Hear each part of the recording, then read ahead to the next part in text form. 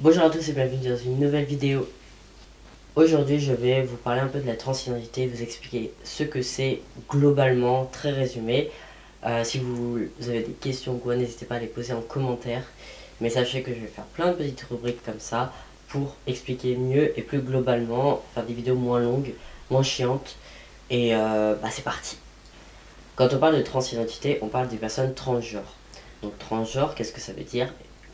Concrètement, une personne transgenre, c'est une personne qui ressent de la dysphorie de genre. Qu'est-ce que la dysphorie de genre? La dysphorie de genre est donc un ressenti qu'on ne peut pas clairement définir, qui consiste au fait que, par exemple, quand vous naissez, on va vous dire bah c'est une fille, et en fait, au fur et à mesure des années, vous allez vous rendre compte que bah non, vous vous êtes trompé. C'est soit une personne non binaire, soit une personne du genre masculin.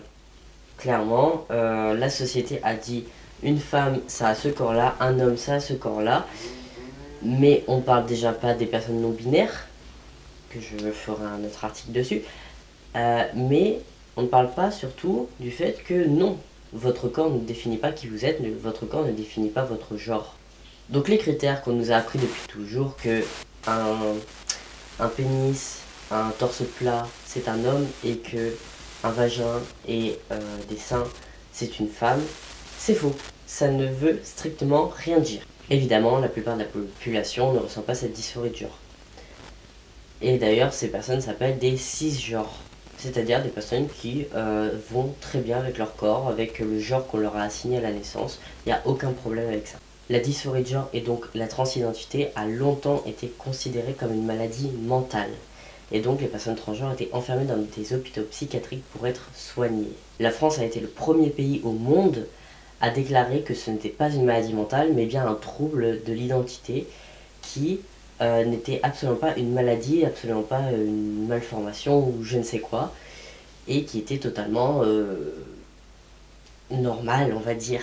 C'est donc en 2010 seulement qu'en France, les personnes transgenres ont pu commencer à ne plus être enfermées et à s'assumer. On entend de plus en plus parler de la transidentité sur les réseaux sociaux notamment, mais aussi à la télé, notamment dans des séries ou dans des émissions carrément, qui parlent de ça, qui malheureusement parfois utilisent encore des termes assez maladroits, mais qui globalement donnent des informations sur ce que c'est, comment se déroule le parcours d'une personne transgenre, etc. Être transgenre ne signifie pas forcément de faire le parcours complet, et on n'est pas moins légitime qu'une personne qui va le faire entièrement ou qu'une personne qui va rien faire. Voilà, j'espère que cette vidéo vous aura plu, j'espère que je vous aurai donné des petites informations sur la transidentité, savoir ce que c'est.